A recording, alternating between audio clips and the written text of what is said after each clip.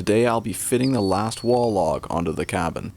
And so while I do that, I thought I'd show you a simple technique I've developed to interlock the window and door frames with the above logs, adding strength to an otherwise weak point in the cabin. You see, log cabins are naturally sturdy structures, but the addition of windows and doors within the cabin can compromise that strength. To show you what I mean, let's jump back to when we installed the frames.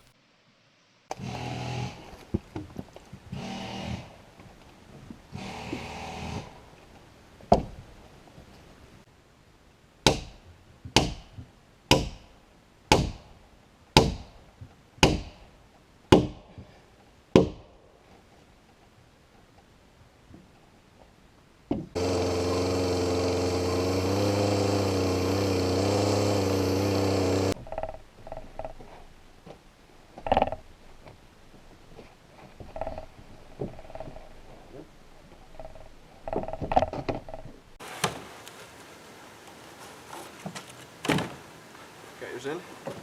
Yep. Oh, it's bang on.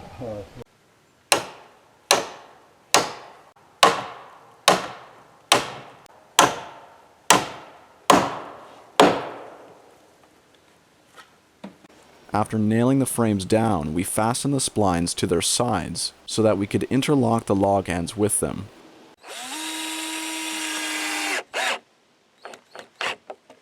The splines are an important feature because they keep the logs in line without having to bear their weight while still allowing the logs to settle as they season.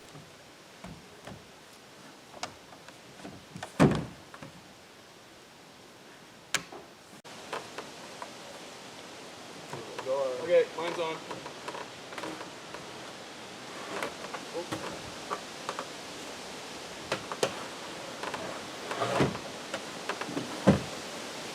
But there is a drawback. If the frames were to drift out of alignment, the walls would follow. Now the frames may not move much, since the corner notches bear the weight of the walls, and help keep them where they should be, but any movement away from level is obviously a bad thing. The temporary solution was to brace the frames until we could permanently anchor them to the overhead logs.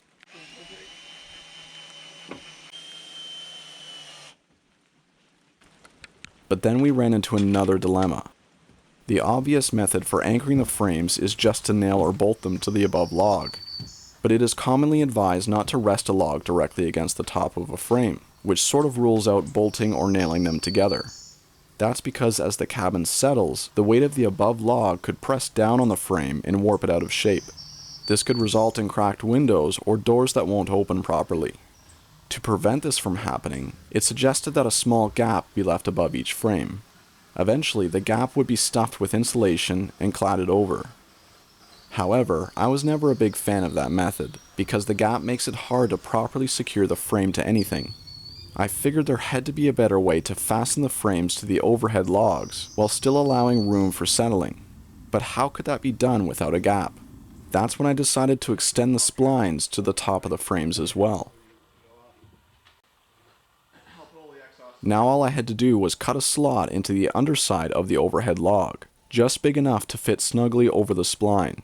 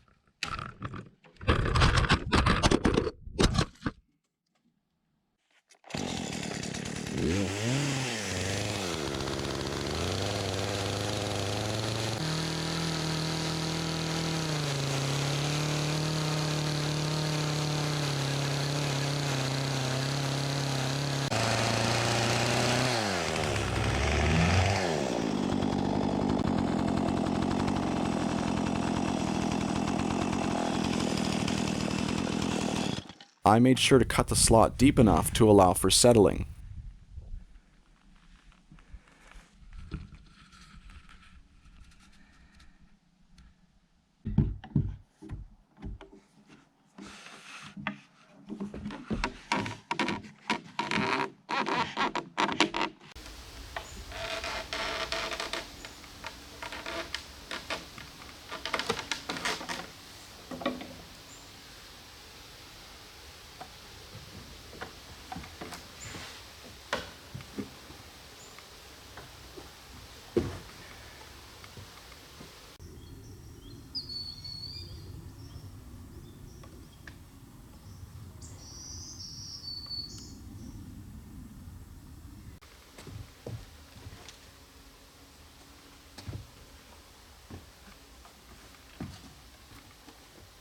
After doing one last check to make sure everything was level, I nailed both ends of the log in place.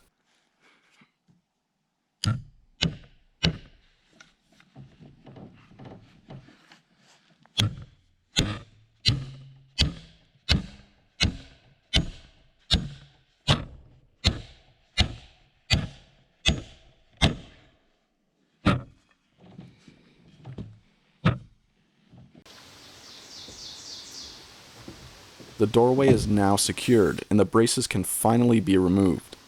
I haven't seen this exact method used before, so I think I'm just going to call it the floating slot. I like the floating slot because it locks the frame and walls in place, while still allowing for the log to settle over the frame, just as the side splines allow the wall logs to settle, while still holding them in place. Rigid, yet flexible. Another benefit of the floating slot is that it does away with the need for a visible gap above the frames. I'm sure there are other techniques out there, but this is one that I've put a lot of thought into, and it works well for me. The cabin will only grow stronger from here, especially as we move into building the roof structure.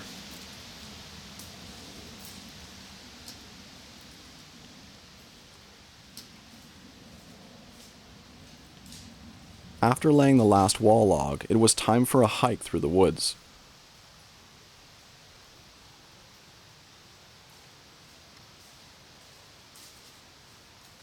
I wanted to scout a fresh batch of cedars out, some of which I will eventually use for cabin logs, while the rest will be cut into fence posts for my grandfather. Most of the cedars that I selected were those that belonged to a cluster, like this one. As you can see, these two cedars are growing from the same stump, which means they'll always have to compete with each other for nutrients. By harvesting one of them, the other tree will grow much quicker and stronger on its own. In this way, I can take what I need while benefiting the forest at the same time, which is what selective logging is all about.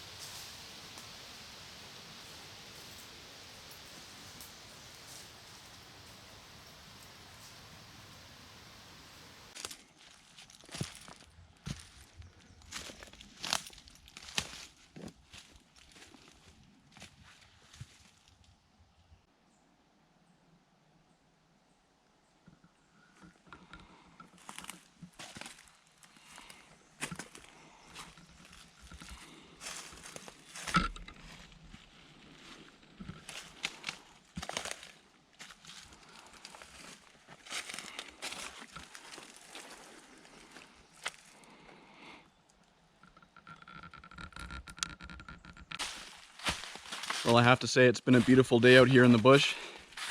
It's been nice just to take a break from building, just to walk through the forest and mark some trees.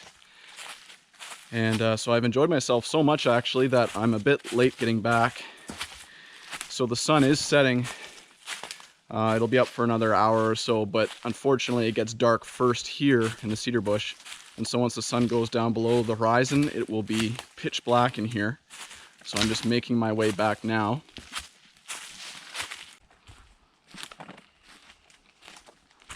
I'm just stepping onto a trail now that is well traveled by many animals in the area. In fact, I know there are 2 coyotes that regularly patrol this trail. And so we'll keep an eye out, and when it gets dark I'll shine my flashlight between the trees and see if I can catch some eye shine, see who's watching me. But before I get back to the cabin, I'm gonna check out a trail cam that I have sitting along the way, and so we're just gonna see what it captured.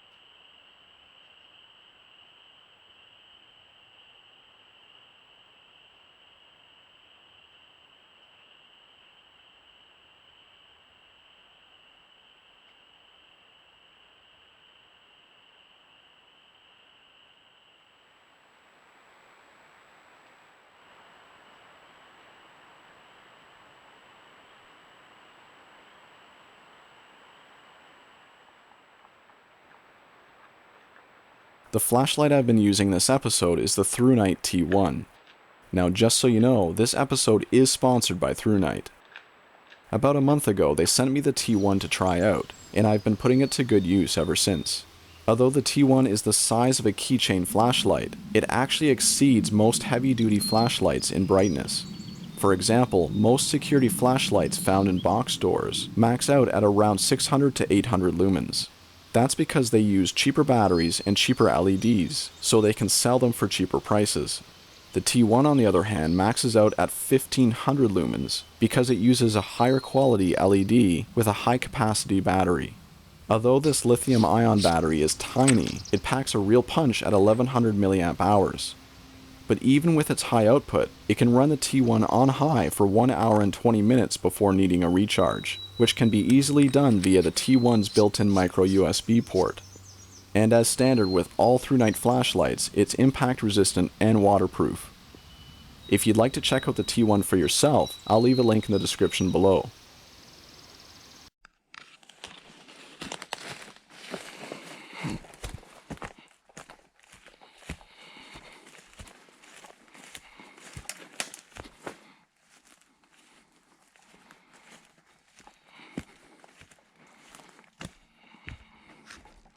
Ah, there's my old friend. It's been a long day in the bush, and we're still not out of the woods yet, but at least I can drive from here.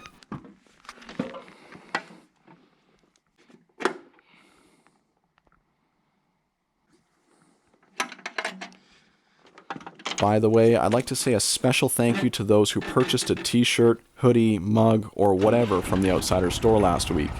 Every little bit helps, and it means a lot to have your support. To everyone, thanks for joining me on another adventure in the bush. Until next time, my friends.